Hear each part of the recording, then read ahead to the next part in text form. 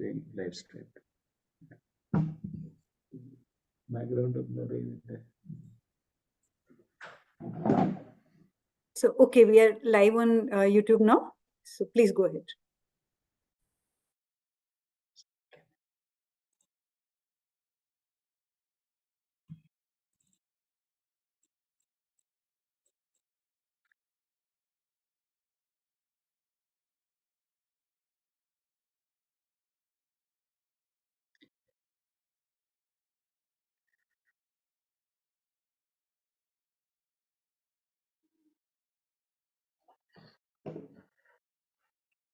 Yeah, good evening. Soumya, can you give a little brief intro? Yes, I wanted to actually just introduce you, Stanley, if I may. So, yeah, sure.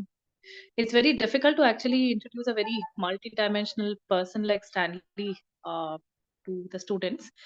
We were very fascinated by what Mukesh and the students came up with to describe Stanley's work, limnologist, um, which is a word that says an expert who studies wetlands in all dimensions is a limnologist. Okay, and I think in some ways it accurately sums up uh, a certain dimension of Stanley's interests and passions, because I believe science or its practice, especially the practicalities of applying science, um, are best demonstrated by some of the work that Stanley has been doing in this field, okay, of reviving wetlands.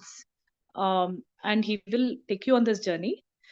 In his educational background, if I'm right, Stanley, you're a civil engineer by education. And he brings this very strong engineering approach to fixing problems, to understanding and solving problems. Also, he's a very practical, hands-on engineer.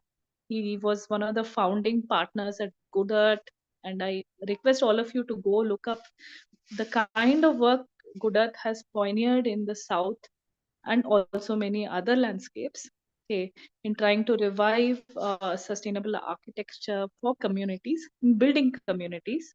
Okay, he's also very passionate about sport, and he's, I believe, set up an academy for Kalariputtu in his village in Kerala.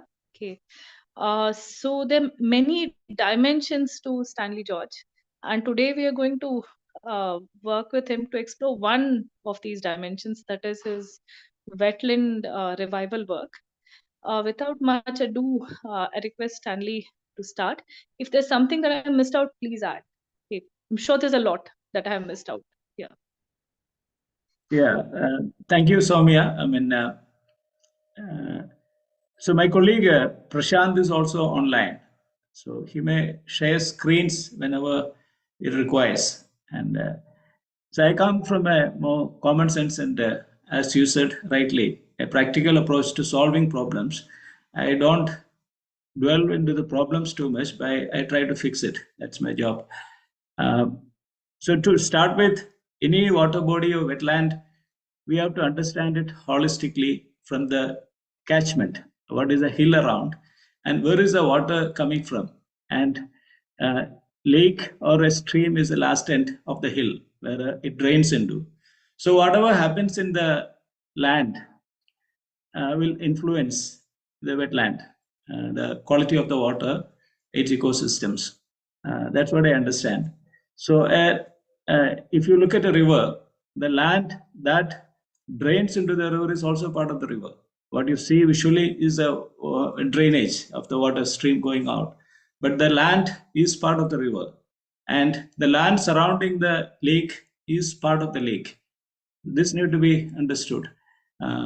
So then what happens to the land around it is what first we have to look at. If you look at a wetland, I don't know the context of the lake or wetland so much about you are trying to address, but there could be agricultural lands. The forests are by and large stable ecosystems, and agricultural lands is a problem everywhere because we have intervened on the land with agriculture, with tilling. There is massive soil erosion happening, and ecosystem of the land has collapsed. A lot of the reason is the fertilizer and the pesticide on the land, and the whole micronutrients has changed. The stability and succession of the land has changed. The insect world has changed, and that has a bearing on the water body if you look at. So if we have to fix a problem in a lake or a river, we have to fix the land first. That is what we have to understand. This is more interactive. You can ask questions in between. I have no problem. So I have done lake restoration in Bangalore and tried to understand the lake ecosystem. And what is in Bangalore in the south may be different from what is in the Uttarakhand region. It is very region specific. The climate, the rainfall, the soil, the geology, everything is different. The ecosystems are different. So this is the starting point. So I would request my colleague Prashant to introduce a little work on a lake in Bangalore. So that it gives a perspective of how the ecosystems of the lake, how we look at it, So for me, the lake bed is more important than the lake.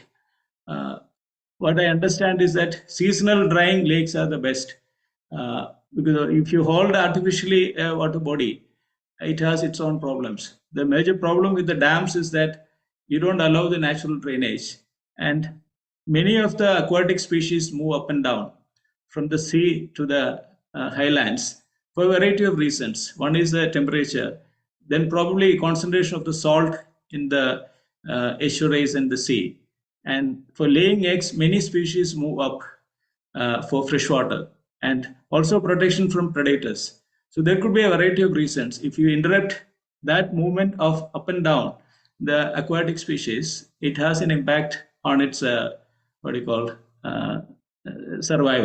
And in a good dam design, as a civil engineer, I know we have to provide ladders for the fish and other species to move up and down. If we have to create bypass for them. But many of the dams, they don't look at it that way. Maybe some fish can move, jump and go up and down, but there are also not a lot of other species associated with it. We only look at fish. This is like looking at monoculture, so same way. You can't address environmental problems with one species or one crop. It is holistic. All are interconnected. So this is need to be understood. A species alone cannot survive. It needs other species along with it, which is interconnected and interrelated. This happens on the land, it happens on the wetlands. So this interconnected and interrelationship is something we have to observe with our common sense and understand in each region. This observation is the key to fixing problems. And we can go on, see many of the stagnant water body, the problem is that the fertilizer is leaching, draining into the stagnant water body. There is a nutrient load, and there is all this growth of algae and other species, and their growth will also, when they decay, the microbes also grow in the stagnant water body. Then there is oxygen depletion, and that is why we find suddenly a collapse, like a fish species dying and floating in the water. This happens in Lalbagh very usually. It's very common in south. And wherever there is excess nutrient load, then the stability is disturbed, and the oxygen is depleted, and the aquatic life dies. So this management of the nutrients, if naturally in a forest flowing stream, it is taken care of. But there are two situations here. One is intervention in the agricultural land forces excess nutrients in the water, and that will lead to other growth, and then suddenly depletion of the oxygen, eutrophication. And when all load is all the aquatic plants die and decay at the bottom, suddenly we find methane coming out of the water. This is a fire you find in water bodies when there is excess nutrients. So the nutrients has to be handled and understood.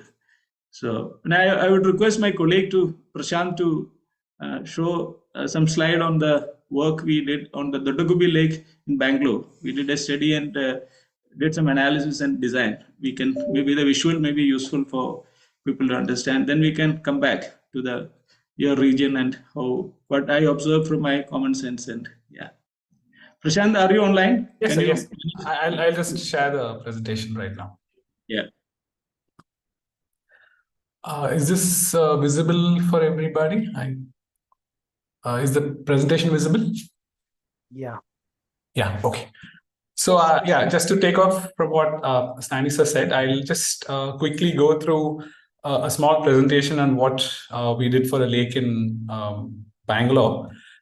Some of these visions are location agnostic, it'll work anywhere, but we also kind of applied this visions to one lake and design the whole lake. So I'll quickly go through this presentation. So Prashant, you can use slideshow mode. Then we'll see the larger. oh, you're seeing only larger the bit, is Yeah. it? Just 1 minute. It's stuck.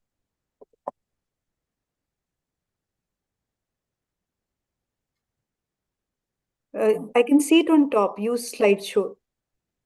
On top, I mean, towards the left side, I mean, on top, there is use slideshow. There is one button. No, the PowerPoint has got stuck. Just 1 minute. Okay, okay.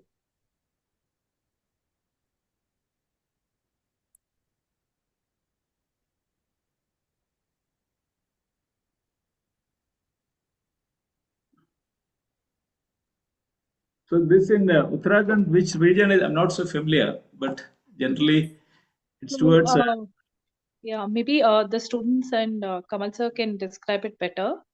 But just to give you an orientation, the school is located in the Terai. Okay, the Terai is this very fertile alluvial belt at the foot of the Himalayas. It's got very deep alluvial soils, very well drained with water. Before 1960s, it had a series of connected wetlands and interconnected wetlands, very rich, okay, with biodiversity, rhinos, elephants, tigers, sarus cranes, okay, fishes, okay. Then once malaria came under control, lots and lots of people got settled there. There's, of course, traditionally the Tharu community and the Boxer community were part of the Terai in Nepal and in India. But later we had people coming from other regions who were brought in to farm this region, very fertile region. Okay. Also, a bunch of dams came up. There is a lovely, huge wetland where the school is located called Nanak Sagar. I request Mukesh or Kamal sir to please introduce your location. I also shared with Sandy sir the the documentary that the students have made. Yeah, And I had seen that. Yeah, thanks. yeah, yeah. Please, one of you could describe your wetland while Prashant sets this up. Yeah, I think it's set up. Yeah, it's set up. I guess it's the full screen now, right? Yeah, yeah, yeah. Yeah, okay. So I'll quickly go through the vision we set for a healthy urban lake. Of course, this particular lake was in the vicinity of Bangalore. So we also had to keep that context in mind. So some of the visions, I'll just quickly go through it. So first one was protect the natural ecosystem of the lake. So making sure there's only clean water coming into the lake and also having natural edges. And also keeping the lake's bed as spongy as possible and having an undisturbed wild forest is one of the visions. The other thing is to let the lake seasonally dry up. So sometimes, typically in an urban setting, a lot of the sewage is let into the lake to keep it perennially with water. To kind of discourage that, we also said seasonal drying up the lake is very important for the biodiversity, which actually helps in the porosity of the soil, which further helps in kind of putting in more water, getting in, storing more water in the soil. That was the second vision. Also trying to use the lake for the water security. So storing clean water allows the closer groundwater aquifers to kind of recharge, which also helps in local consumption around the lake. I spoke about storing sewage water. One disadvantage of also storing sewage water, it leads to leaching, and which then leads to eutrophication and then smell due to methanization. All that comes as an after effect. So that we try to avoid. Trying to avoid large water bodies with a lot of depth, because that increases the evaporation losses in the water. We lose almost 2 to 3 meters of water only through evaporation. So how do we kind of minimize that was one vision we set. And at a larger level, trying to identify, like Stanisla spoke about, trying to identify the catchment for this lake and trying to understand what the different kinds of lands or water is actually flowing through before it reaches a lake, to then design how the lake should be. to then design how the lake should be designed for. Then finally, also using the urban lake as a public space for the purpose of the environmental education, and also as a good public space for people to enjoy in a city context. So these were the visions we set. I'll quickly go through. So the first one is, we spoke about the spongy soil. The advantage of this is, one, while it stores water in the surface, it stores almost 7 to 10 times more when your soil is spongy, right? So that was one ecosystem. The other advantage of a spongy wetland is it allows water to infiltrate much faster into the ground, which further reduces runoff. Because when you have a barren compacted soil, not only does the water not go in, it also allows for more erosion to take place, which further causes flooding or silting into all other local water bodies around. We spoke about, sorry, somebody stopped. Sorry. Yeah, so we also spoke about the dynamic soil food web, which needs to be maintained in a lake ecosystem. So you can see here how all these systems actually, all these different organisms in the lake ecosystem actually make the soil more porous, which then allows the water to infiltrate much faster. And this is another graphic saying the same thing. This we spoke about agriculture. So if you look at it on the left to the right, you see different spectrums. So when you do conventional, can I just request you to speak very slowly and explain, because he's a very young student. Like, okay, sure. Yeah, okay. Sure. So should I go back a little bit? This slide, yeah, if you could kind of explain this a bit more carefully, because students here have been studying the aquatic ecosystem. They've done some projects recently. Okay. So it would be really nice if you could explain this a bit more, if you can. Sure. So basically, this slide says how as plants they grow, the shoots and roots grow, how the organic matter which slowly comes out from these plants, how different ecosystems are. Like, for example, the nematodes, the fungi, and the bacteria kind of feed on this, and then you can see the whole food cycle. So what feeds on this, and you can basically see the whole diversity of the ecosystem in the soil. Which, so just to go further, the arthropods, the bigger arthropods, the birds, the rats, the mice, how they all form into this large ecosystem when you have this spongy wetland.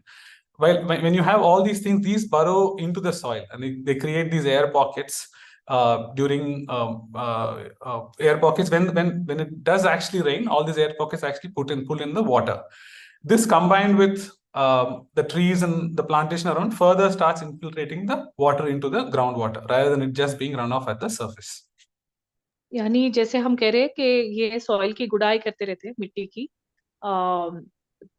They are ये लोग जो बारिंग insects है, हमारे earthworms है, ये सब जो है मिट्टी को हल्का रखते हैं, जिसमें पानी हवा सब घुस जाए, तो वो इट इज सॉफ्टर एंड वो और पानी स्टोर कर सकता है मिट्टी ना, जब वो उसमें एक हेल्थी इकोसिस्टम होती है. Is that right? Yes. Okay. This is similar. I'll go to this. So this talks about how the agricultural practices kind of impact on the groundwater recharge. See, on the left, you can see a conventional system where there's monocropping, where you can see the water is only kind of saturated only on the top layer. When you add in some livestock like cows and all that, you see a slightly more better zone, but it's also still quite only high. When you reduce when you stop tilling, you also see the water start becoming more and more. When you add some cover crops, the water starts infiltrating more. You can also see the population of the earthworms increasing. When you do crop rotation, it further increases. And as you add a tree in the very end, when you add it like a proper perennial thing, you see a lot more water start going into the groundwater. This shows basically a spectrum of how how the water recharge happens through different kinds of agricultural planting. Does that make sense? Should I go to the next one? Any questions? Soumya, do you want to explain in Hindi to the students? What? I have a question though. Yeah. Under crop rotation, you can see lesser water actually by depth. I mean, your visual is actually showing. Yeah, but typically it does become more. I think that's just an error. But typically it keeps increasing as it goes more and more. The porosity increases. Okay, Sumay, you want me to explain this in Hindi?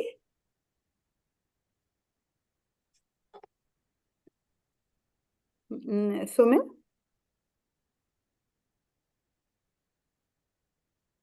तो मैं इसको हिंदी में समझाने की कोशिश करती हूँ। ये बोल रहे हैं कि जमीन में ऊपर किस तरह की वनस्पति पेड़ पौधे हैं, उससे इस बात पे बहुत फर्क पड़ता है कि पानी अंदर नीचे जो मिट्टी है वो कितनी भुरभुरी नरम है, उसमें कितनी जगह है, उसमें कितना पानी घुसेगा।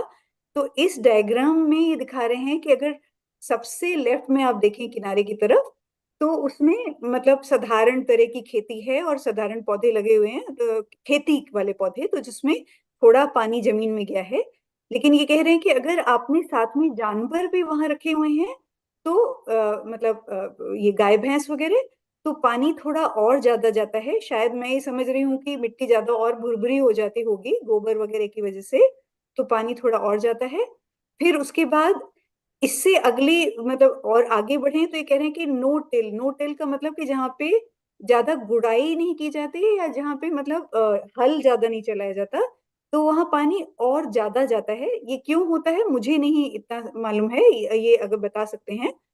फिर ये कह रहे हैं कि इसके बाद अगर ऐसी क्रॉप लगाई गई है जिसको ये कवर क्रॉप कह रहे हैं, जिसमें मतलब जमीन का कोई हिस्सा खाली नहीं है ना, मतलब जैसा कि इनके विजुअल से दिख रहा है कि मतलब घास भी है, घास या छोटे पौधे भी हैं, बड़े पौधे भी हैं, सब कुछ है, तो फिर पानी और ज्यादा गहराई तक जाएगा। इससे अगले वाले के बारे में मैं खुद पूछ रही थी अभी, जिसमें ऊपर लिखा है क्रॉप रोटेशन, कि एक ही तरह की खाली फसलें नहीं हैं, अलग अलग फसलें अलग अलग समय पे, और उनका मिला जुला बहुत सारी फसलों का, अलग अलग फसलों का मिला जुला मिली जुली खेती की जाती है, तो पानी और ज्यादा जाता है। यहाँ पे इस चित्र में शायद थोड़ी समस्या है, वो और ज्यादा गहरे जाता है पानी। और लास्ट में दिखा रहे हैं कि पेड़ जिसकी गहरी जड़ें जा रही हैं, वो सबसे अच्छा होता है जमीन में नीचे पानी जाने के लिए, उसमें पानी सबसे ज्यादा गहरे जाता है। ठीक है प्रशांत? Yeah, right.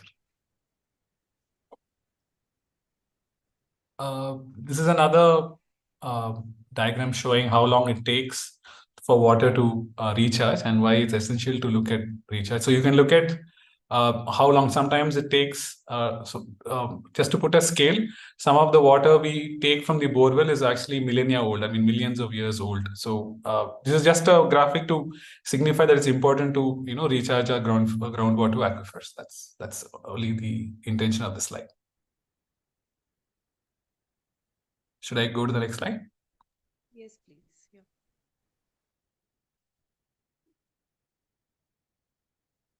Yeah, the next slide on another system we talk about is to keep the natural edge, to keep the edge of the lake or a water body as natural as possible, because that's where 80 to 90% of all biodiversity happen in the edge of the lake. Otherwise, the water body will just be inert and it'll have no life. So we try, and also this edge keeps the lake edge, keeps the lake very structurally stable, because it also filters the water as it comes in, and you have lesser leaching of foreign substances into the lake. This is again another image signifying the same thing. How do you kind of look at the section of this? The lake is right here on the right side, extreme right, and how we can kind of slow down the process of the water slowly coming into these lakes by having these smaller ponds and having these sections of planting along the way.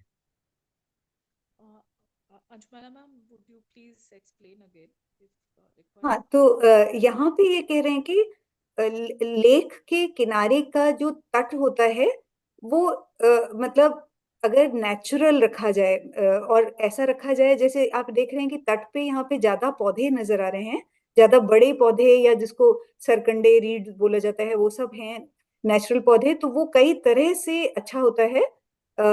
एक तो जैसे वो ज्यादा स्थायी रहता है, मिट्टी को कटने से रोकता है, और बायोडाइवर्सिटी के लिए भी अच्छा होता है, ऐसा वो बता रहे हैं। तो अगली स्लाइड में उन्होंने दिखाया है कि कैसे लेक के किनारी को, मतलब एज को कैसे मतलब रखा जा सकता है ताकि वो कटे ना, और ज्यादा नेचुरल तरीके से डेवलप हो। तो अगली स्लाइड दिखा दीजिए please, next slide.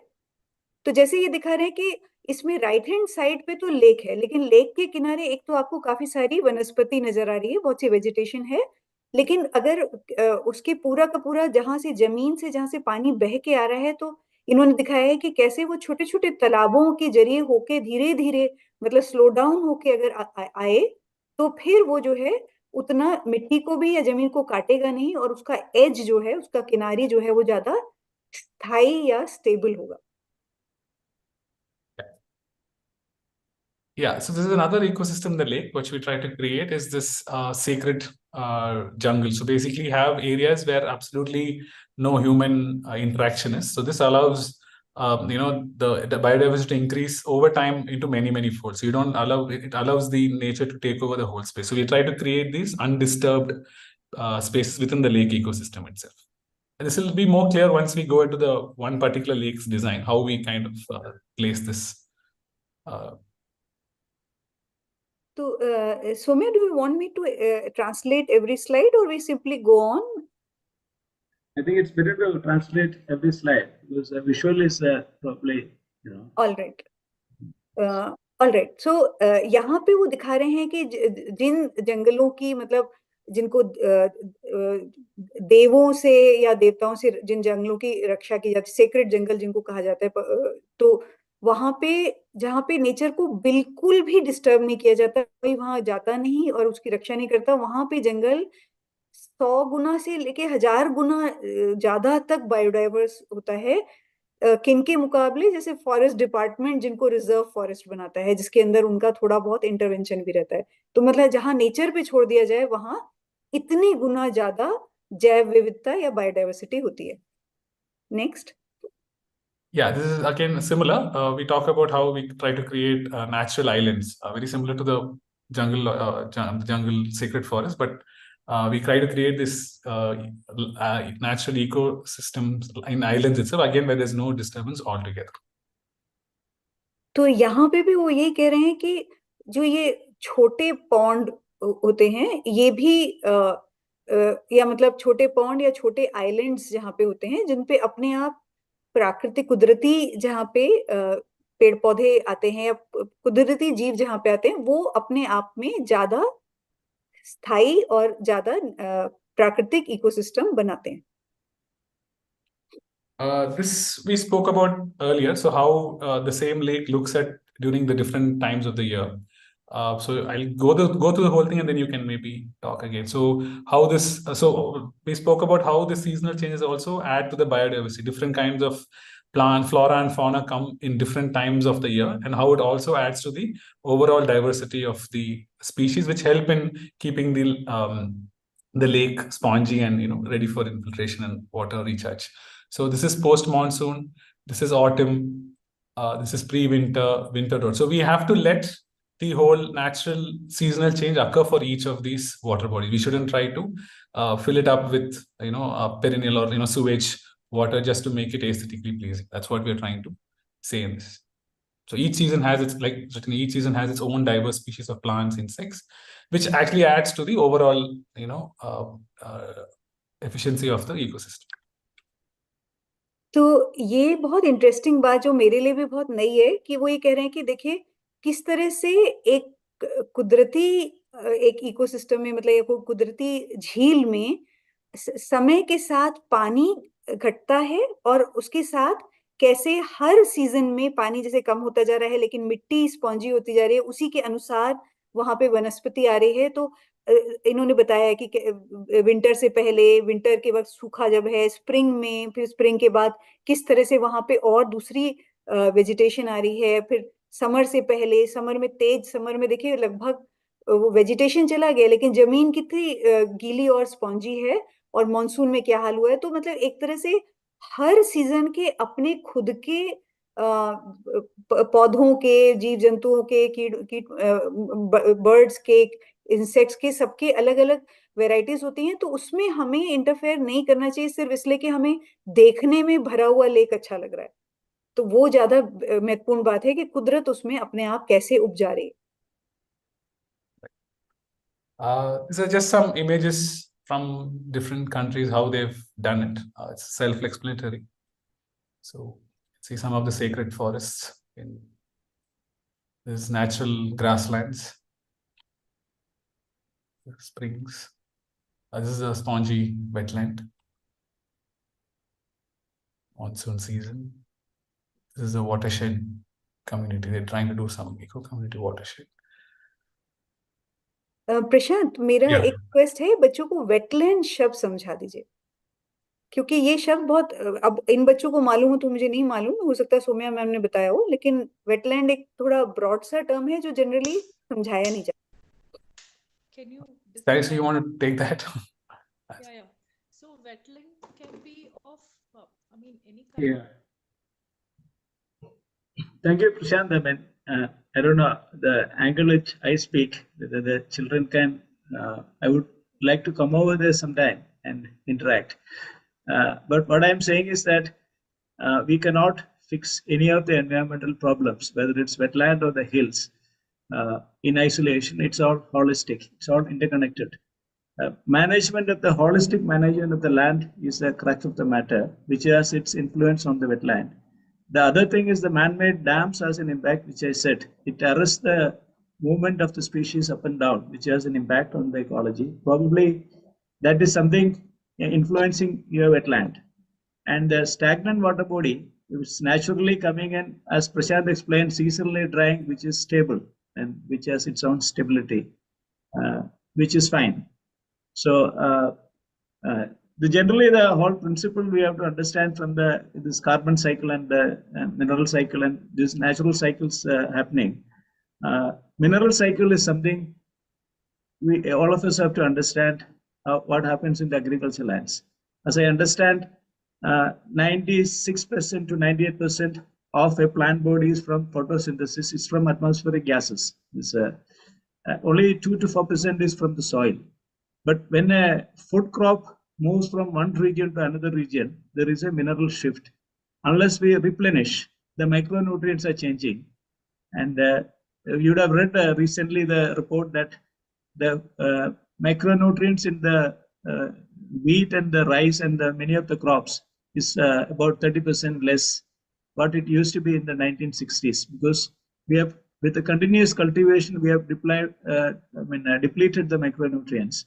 And what we supply is only NPK, and that is the major. You will find the vegetable is in good size, or the crop in size and number, but it is missing the micronutrients. And I think that unfortunately the government is trying to push the fortification of the nutrients in the food, which will be another catastrophe, is what I feel.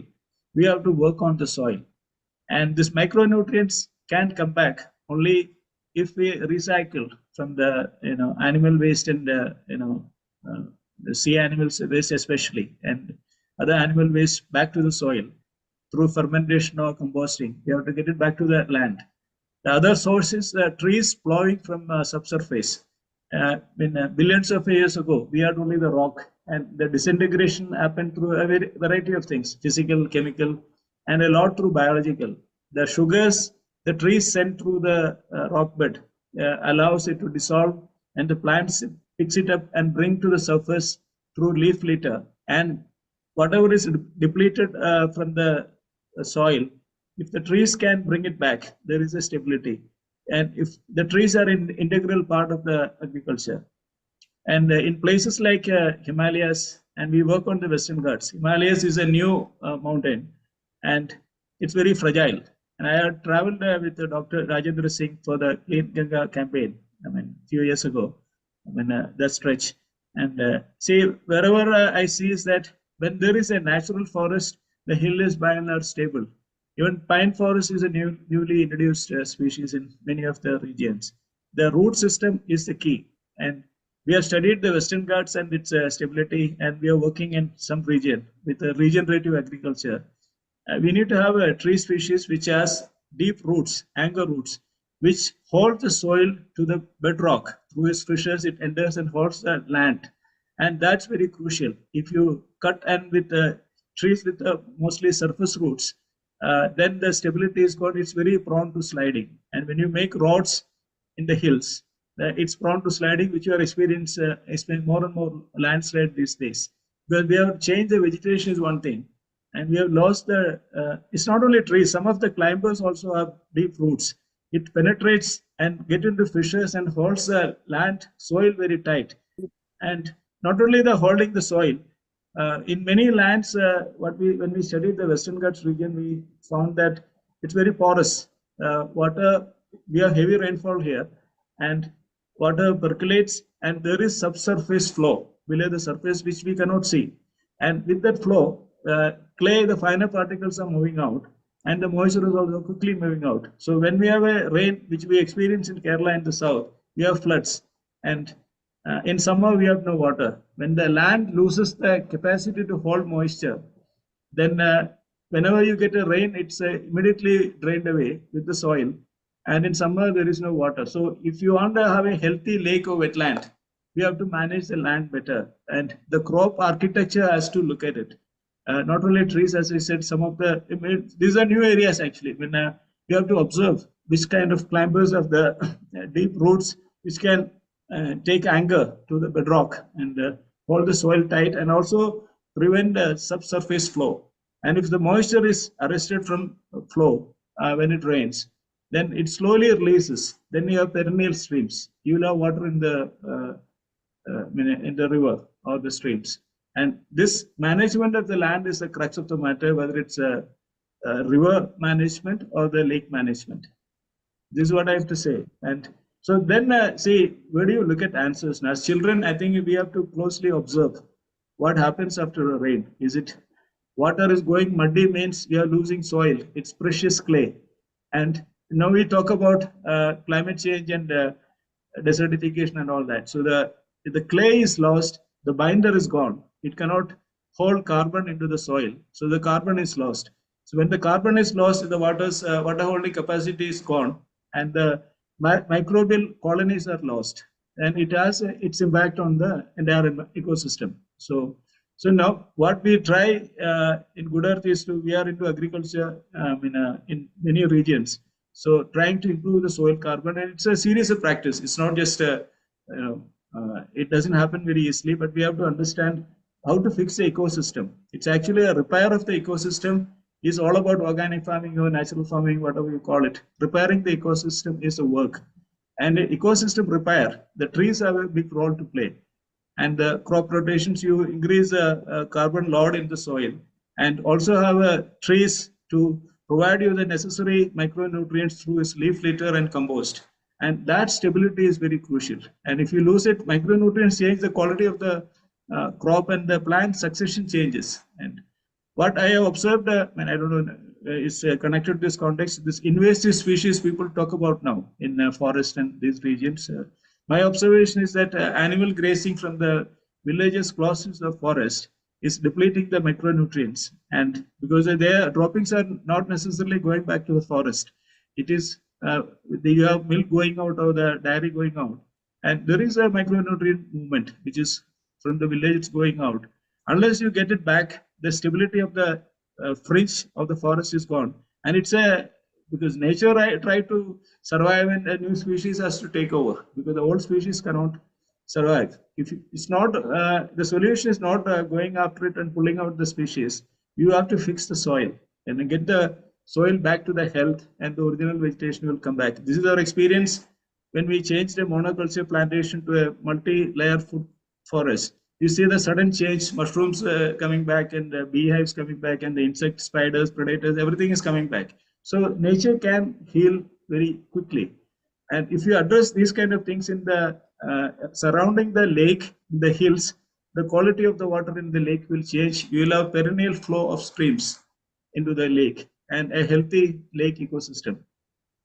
Yeah. This is what my observation from my common sense. Probably we can have a discussion on that, what you observe. I'm not an expert or a scientist to answer that way, but mine is more common sense and field experience, which we see the ecosystem repair is a work we have to undertake in a war footing, whether it's an urban area or a rural area. If you don't fix the ecosystem, then suddenly the lands will start sliding, and the lakes will start drying up, rivers will dry up, and we will have no water, there is going to be a crisis. And I don't know, you are aware, in India, about 30% of the farmland is under desertification. It's about 96 million hectares, according to the government statistics which are placed in the parliament. We measured in the Tumkur and North Karnataka region, it's about, on an average, 25 feet the groundwater is going down every year. And this is happening in many parts of India. And it's quite scary. I mean, in 10 years, it's 250 feet. In 40 years, it's 1,000 feet. And it has happened in the south, we have observed. From 80 feet, it has touched 1,500 feet over the last 30 years or so. So there is a crisis brewing, and we need to look at, and the solution is how you work on the farmlands more holistically, repair the ecosystem in farmlands, and that will have a bearing on the quality of the food and the water quality and the entire stability. Otherwise, this water crisis is going to really hit us in the next decade or so. Oh, thank you, Stanley. That was really a masterclass, I think, and it'll take the students and us to really a lot of time to understand and digest all this information. मैं आपसे यही request करूंगी कि जैसे अगर हम सोचे कि what is higher education, what do we gain by going to the university or getting a degree, उसका पर्पस क्या है, ये डिस्कशन इस बैच में कुछ लोगों के साथ मेरी हुई है। Okay. और मुझे लगता है जो एजुकेशन, जो स्किल्स हमें अपने आसपास के एनवायरमेंटल इश्यूज को, और that is linked to our life, our economy in so many ways, अगर वो एजुकेशन हमारी आसपास की एनवायरमेंटल इश्यूज को सॉल्व करने में कुछ मदद कर सकती है, then there is some value to that education ना। ओके, अभी Terai where Nanakmatta is also located, Terai में वाटर टेबल गिर रहा है। Okay, and it's been identified as the belt where water table loss is a maximum in India and in the world, okay, where we are.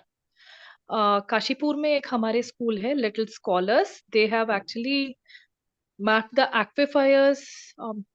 Kashipur is barely about 100 kilometers from Nanakmata, lesser, और वहां पर students ने aquifers map किया है. Another school, they found that there is significant loss in the water table every year, just as Stanley was describing. And boring से भी पानी जो है नहीं मिल रहा है. There's too much boring. Okay.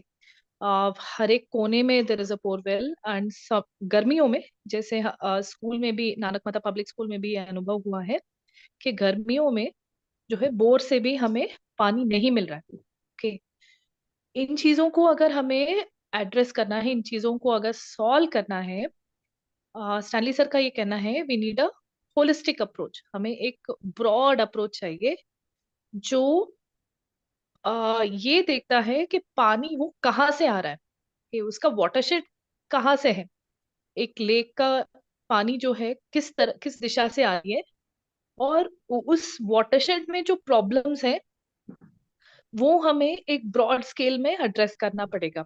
okay. जैसे अभी स्टैनली सर और गुडत बैंगलोर और भी जगह अभी वो कोशिश कर रहे हैं to revive agriculture, to revive forest, they're doing it at very large scale. वो एक प्रैक्टिकल यूनिवर्सिटी है गुडत, and I think also it's a great learning ecosystem for young students who are interested in practical learning. Okay. So if you have any questions, describe Nanak Sagar and its problems to Stanley sir and Prashant.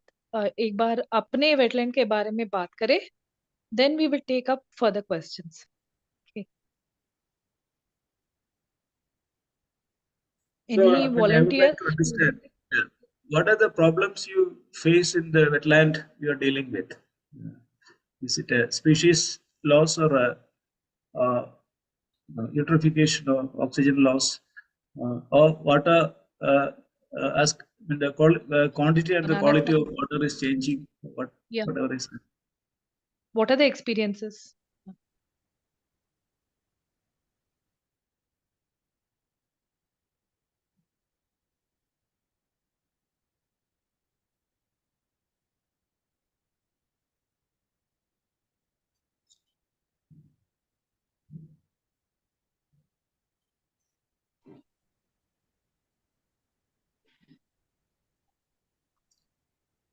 No, I would appreciate if students can, speak what they observe, whatever it is. I mean, अब I mean Hindi में बात कर सकते, कोई ऐसे नहीं yeah, है कि we we can can speak in translate. I English mean, or they can Hindi. understand Hindi. I mean, yeah, by and large.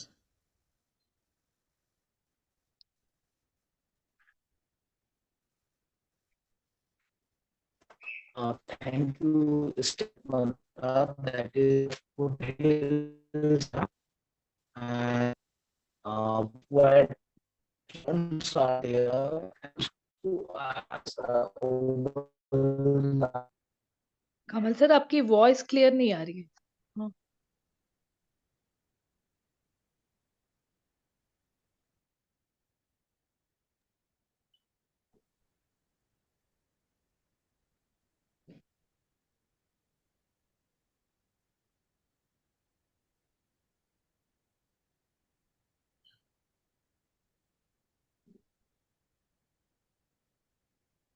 Just a second, huh? Just some connection issues. So, to start with, I think I would request the children to start measuring the oxygen levels in the. I mean, it's a very simple test in the lake in different Okay. seasons. Yeah, that Yeah. is some measurement you understand, and also document from the elders in the neighboring village the change they have seen over the period of time, maybe Okay. 40 years, 50 years ago, or 60 years ago, when some elders will be around, and prior to the dams and after the dams, what do they observe? Uh, the change in the water, its quality, its species, the catch of the fish. That's a very valuable information for us, because after some time Yeah. we will not know what was there before. Yeah. We'll just wait. There was some connectivity issue. There was some, Kamlesh Atwal was trying to speak, and we'll just wait for him to come back. He's got disconnected. Just give us a minute.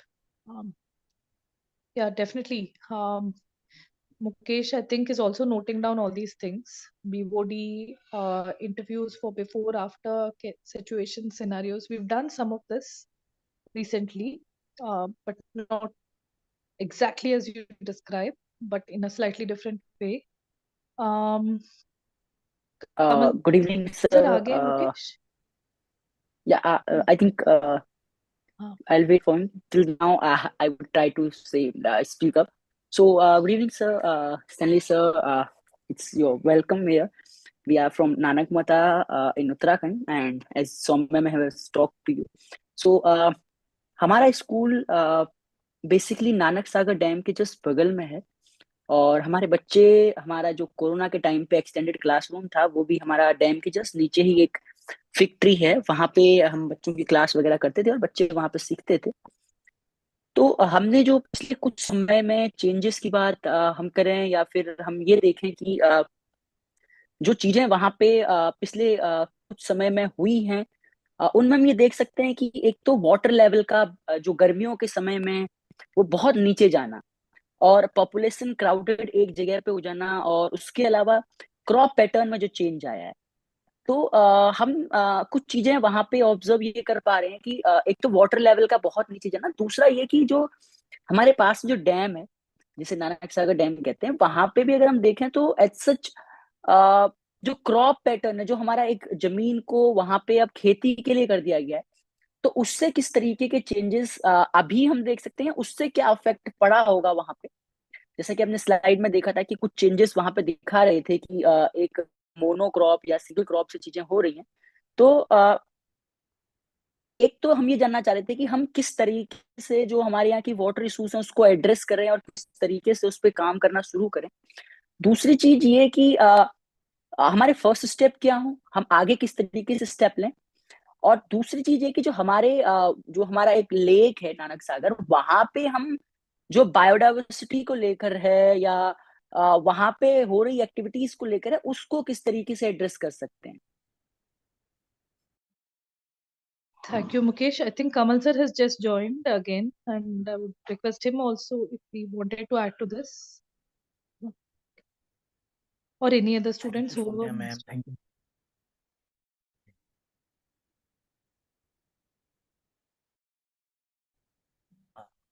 May I? Yes, Kamsat, please. Thank you, Stanley, sir.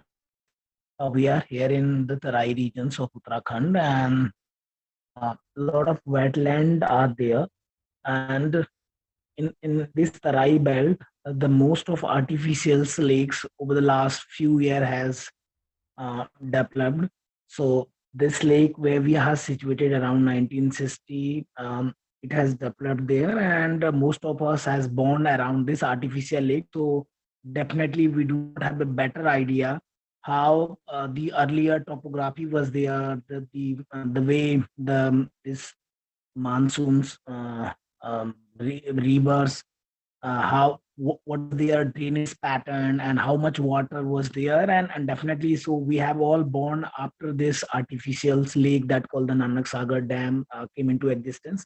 But one thing what we have observed, there's a lot of wetland in and outside this water bodies in the entire Tarai regions, and slowly this land has used for the land has used for the agriculture purposes. That is the one thing. Intensive agriculture activities is going on there, like three crops in one agriculture in 1 year, and two out of them are the paddy or might be the sugar cane. So that is the agriculture patterns. And at the time of the monsoons, we have witnessed there's a lot of the movement of snail and fishes from hilly regions to these Tarai regions. And unfortunately, due to this, the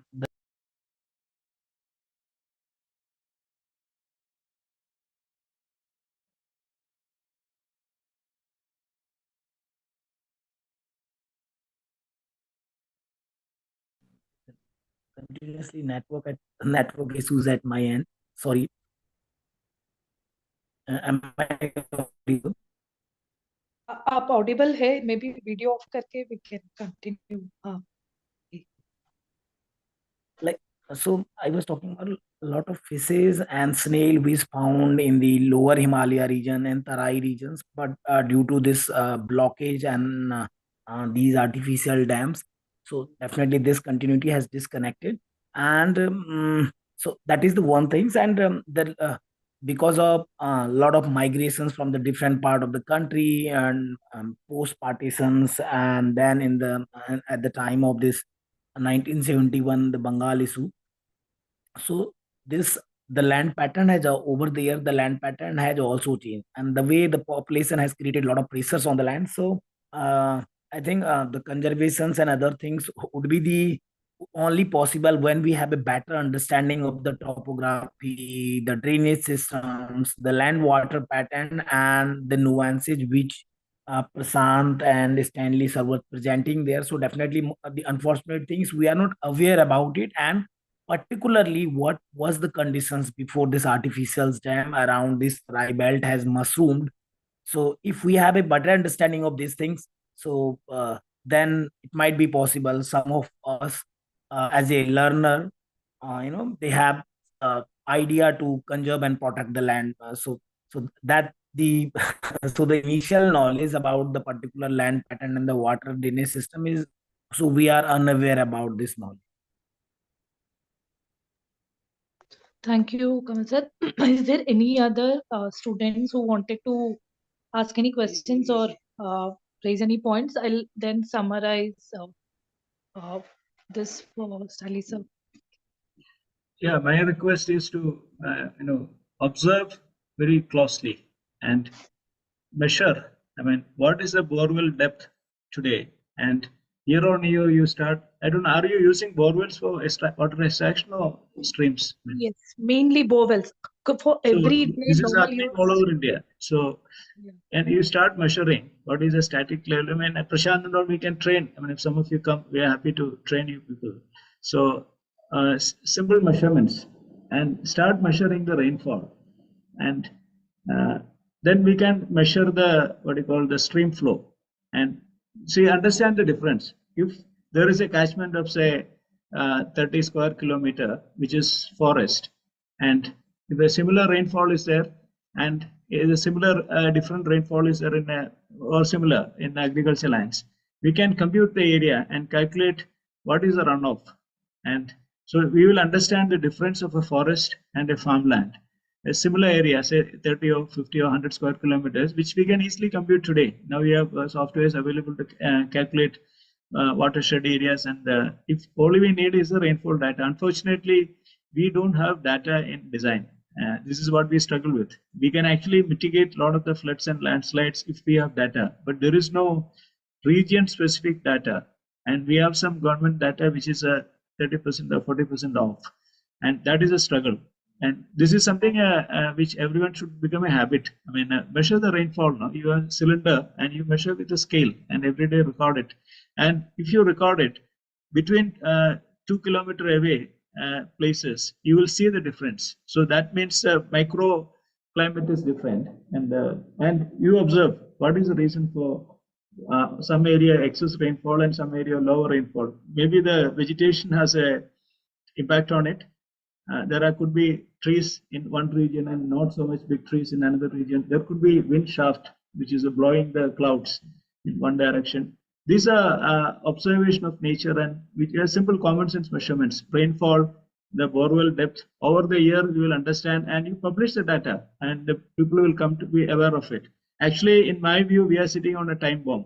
In 10, 20 years, India is going to face big crisis in groundwater, as borewell extraction is going on, and people are blaming the borewell, but we don't understand we don't study geology at all. I mean, geology is a subject very badly addressed in India. I mean, what happens to the aquifers? Is there a better way of recharging the aquifers if you have a certain rainfall? One is the soil carbon, which I said, many of the land which was 5%, 6% carbon originally, with 30, 40 years of agriculture, it has come down to 0.5%, 0.3%. That means the capacity of the land to hold water has come to 1/10. And you have suddenly, because the capacity has come down, you will experience a flood immediately after rain nowadays. And in the summer, there is no water. Then you are spending more on extraction of the borewell, further depleting the groundwater. Many of the lakes dried up because the borewell extraction has created a vacuum underground. And even if you get some rain, it gets filled up there. And where is that water going? It is with the extraction, we use it in agriculture, it is going up through evaporation. So that's something we have to understand. The evaporation loss is huge. And unless we fix the evaporation loss in farmlands, even if you get good rainfall, your aquifers are not going to be charged again. So the work is on the farmlands, which Good Earth is doing now, what we call regenerative agriculture or climate resilient agriculture. It's all about fixing soil carbon. And that can be done only with the fixing ecosystems. And I talked about clay, the binder, which holds carbon tied to the soil. And in an earthworm, in a good soil, in a hectare, they pulverize through the intestine about 50 tons of soil. That's a huge volume of the clay generation. So that is very important. And all these insects are playing a huge role in keeping the stability of the soil, its health, its groundwater, moisture. It's all interconnected, holistic. And we cannot fix wetland or landslide separately. It's all connected. I would like to fix some of the landslides if there is a team of people. I don't think we are not trying to solve the problem. I studied the landslides in the south, some regions, which I observed is that trees with shallow roots, like coffee and like coconut, the surface roots, they have no anchor roots. And those are rubber. And what I observed in 3 places, it's these vegetations were dominating the hill. And that has triggered a landslide because there is no anchoring happening. And there is a way you design drainage in hills and drainage in plains. These are all different designs. So the design thinking is something that need to percolate in the education. How do you fix a problem? So unfortunately, a lot of our research is about problems. There is hardly anything going on to solving it, and especially in environmental education. This is what I'm not criticizing anybody, but many of the complex problems which you see around, the solutions are very simple. It's not so complex. But it means common sense. We need to talk to the people, the elders, village. What was the history of the region? And if the wetland area, if it's a flat land, I don't know the geography, but there should be a series of small ponds. And that's something we are trying in Karnataka, in dryland area. We have a series of even 10 feet diameter small ponds. And when you create a pond, there is a biological activity. The earthworms are growing, moisture is retained. They start tunneling horizontally, and the entire land starts drinking water and store. You create pockets. I have seen in Rajasthan when Lakshman Singh, who won Padma Shri this year, his work is he stopped the villagers killing the big rats, the bandicoots. Then the forest started regenerating because they do the tunneling work. In the environment, a rat is more important than the elephant and the tiger. This need to sink in. The soil animals are crucial, and so I think I've talked enough. I am happy to receive your students into our work. What we are doing in regenerative agriculture in South. It's, as Soumya said, it's a kind of a practical university kind of thing. I've not opened up, but maybe some of you come. I'm happy to, we are happy to host you and share the work and look at things more holistically. And this fragmented science is actually doing great damage to the whole planet. That's what I have to say. Thank you. Thank you, Stanley. There was a couple of questions from Mukesh, who spoke in please. Hindi. A couple of very important questions. He, and a sense of urgency that the students have in voicing these concerns. His question first was, what can we do now? What should we do now? Okay. What are the first steps? Okay. And how do we take this forward in terms of addressing like the problems that we have in the Tarai belt with the water table sinking, serious shortage of water in summer months. And it's shocking in the Tarai where the water table is at 1 or 2 meters typically. The water table is really sunk. The aquifers are pretty messed up in many locations. Okay. And a couple of first steps you outlined. You said we need to go measure BOD levels. We need to interview elders to understand what this was like before this landscape.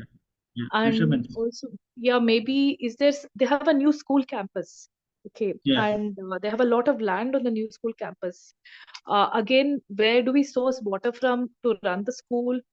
How do we maintain that?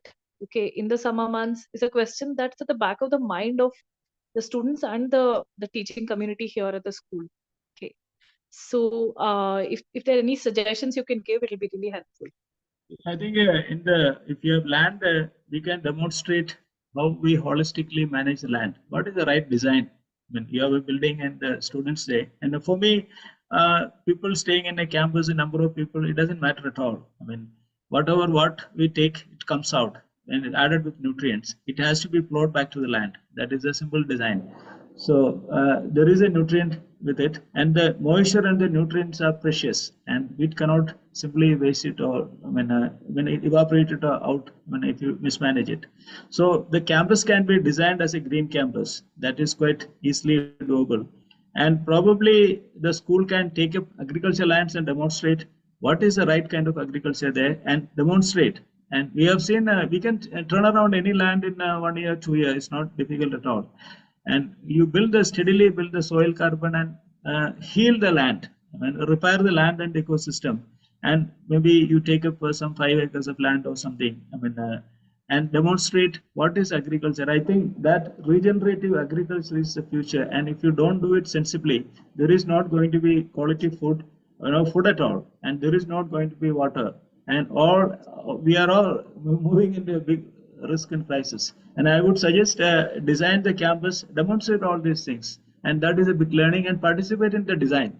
So that is something we can contribute to the design and help you with that, and take up some farmland, and it builds the confidence in the neighborhood. Yeah, that will be super helpful, and especially the students, learners here could participate in the whole process, learn with your team.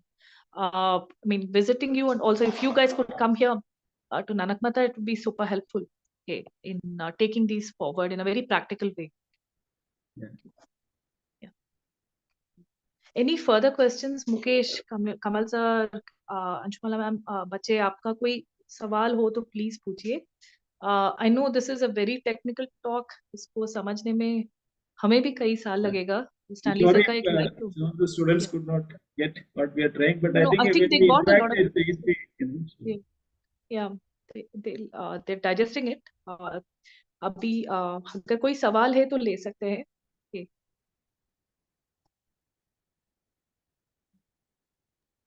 Just Actually, give us. yeah, Stanley sir, see, I'm into general science education, but environmental science is one part of it. And it's like very often I'm faced with the question by lay people. Okay, it could be teachers or children, including children of Nanak Patta, which is like, what is it that I, I or my family or a small can do on a small scale? People in general don't have any um, large scale influence, at least as of now. I mean, okay, Anakmata is a full school with more than 1,000 students. I don't know how many students, but anyway, it has sufficient influence in that sense. So Nanakmata can have a greater impact, but often if it's an individual family, or maybe a small community, so that question always troubles people. And what is it that I can do with things that are there in my control? So these are like it can obviously be small interventions. Uh, and Harsh has asked, please explain wetland again. Yeah.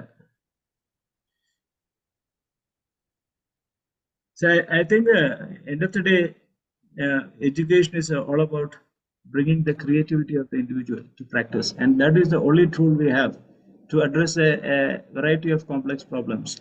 And I think the design thinking has to percolate in education, and this is something missing in the academics. It's all about talking about problems. So the solution is very simple, and the best way is to take up some project and demonstrate that what we are doing. We are working in different regions, and the farmers are coming around. They're joining us now. They're ready to work with us. They see the result, and at the end of the day, the farmers are connected to the soil. They like the land being healed and the earthworms coming back. And they were actually misdirected by a system which was, fragmented science. They were told to use certain way to do the agriculture, and we have demonstrated we have higher yields than the conventional farms around. Then the people are coming back, and that's something we have to take the risk and get into that work.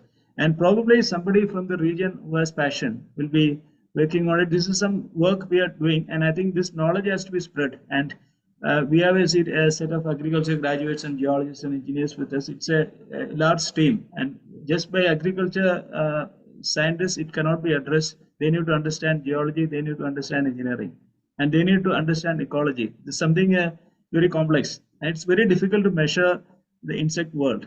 And we, with our eye, with our observation, we see the praying mantis and the spiders and the scorpions. They are big players, and wasp big players in the stability of the ecosystem, and pest management and all that. And mushrooms coming back, which I talked about earlier. So the ecosystem observation is it has to be done with our eye. And in the school, if you do, and over a period of time, you can see the change. I mean, it's quite doable. And work with farmers around, take up something.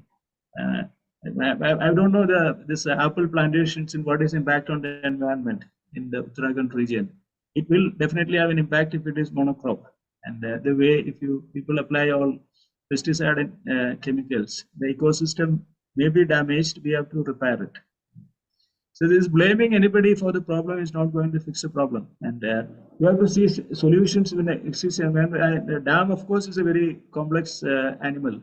And I think my understanding in US, they have decommissioned 1,000 dams to save the Atlantic salmon, because the movement of the salmon fish up and down was cut by the dams, and they decommissioned many of it.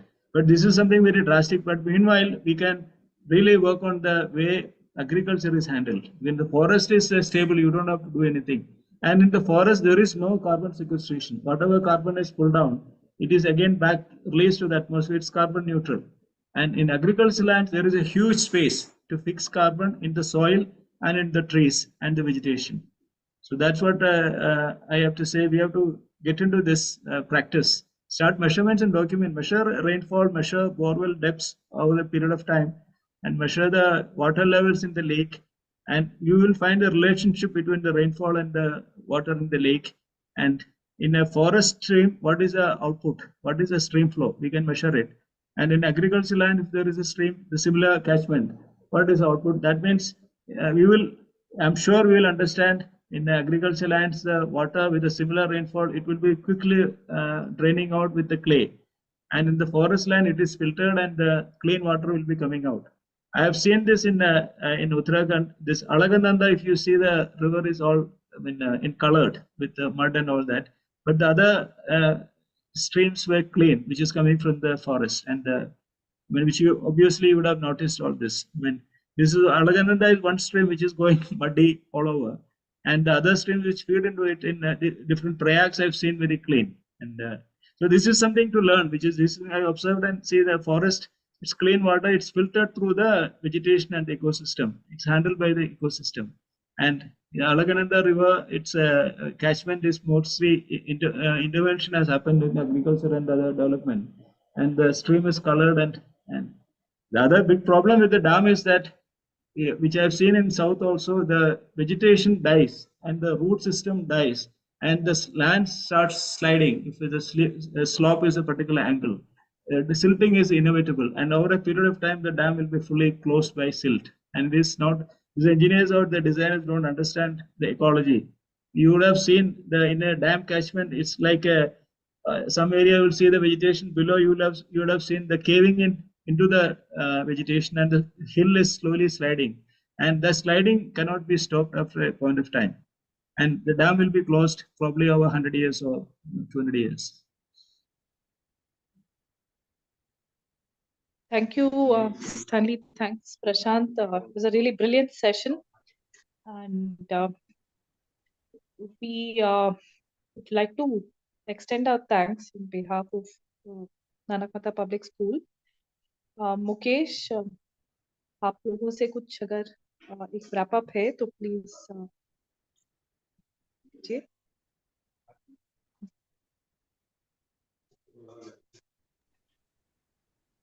A very thank you to all the guests, Stanley sir, and especially Stanley sir and his team for their time and their experience. And we would definitely love to work with you and learn from you in coming times and more sessions like the training, as you mentioned. So from all the NPS staff and all the NPS learners group, I just want to say great thanks to you. And if any of the learner want to say their experience or their thanks to sir, they are most welcome.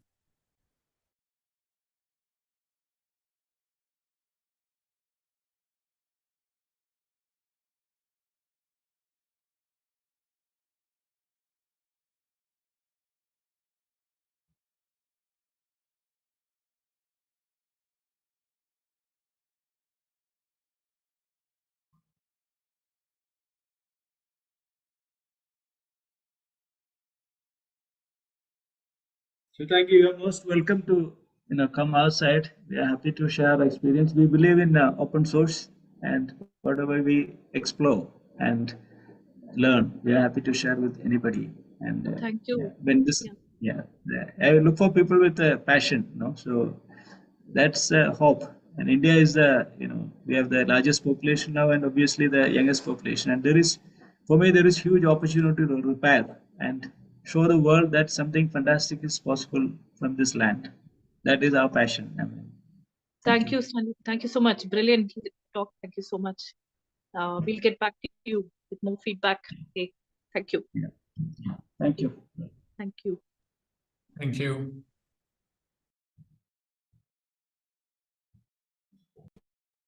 So shall I end the session? Yes, ma'am. Thank you very much.